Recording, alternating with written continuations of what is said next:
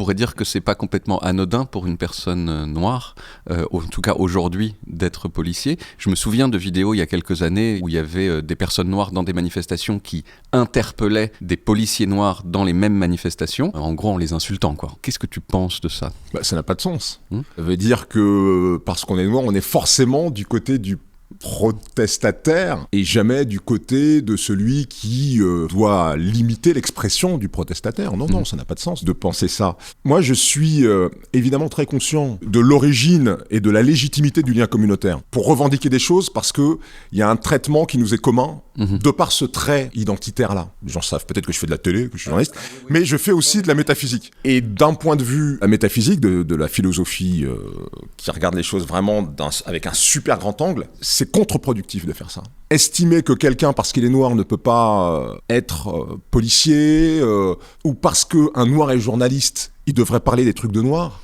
c'est très limitant, et c'est presque insultant en vérité.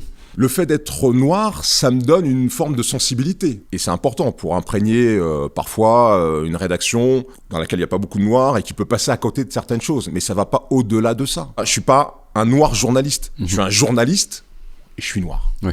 Mais je suis d'abord un journaliste. Donc je pense qu'il y a un espèce d'équilibre à avoir par rapport à ça. Et je pense de toute façon que dans tous les corps de la société, il doit y avoir de la diversité. Dans la police, c'est pareil. Ça amène sans doute une sensibilité aussi dans la façon peut-être de parler à des gens parce qu'on est plus au fait de leur histoire, de leur sensibilité eux. Et il y a des choses qu'on ne dirait pas parce qu'il y a des fois on dit des choses qui blessent sans le vouloir parce qu'on ne sait pas en fait.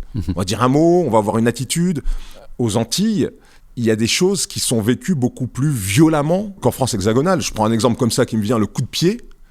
Un coup de pied aux Antilles, mais tu peux te faire égorger pour un coup de pied. Oui. Un coup de pied, c'est inacceptable. Parce que ça réveille plein de choses dans l'histoire de la colonisation, de l'esclavage, etc. Donc voilà, il y a des choses qui permettent effectivement d'appréhender différemment des situations et c'est pour ça que je pense que c'est important qu'il faut qu'il y ait de la diversité partout et notamment au sein de la police. Oui.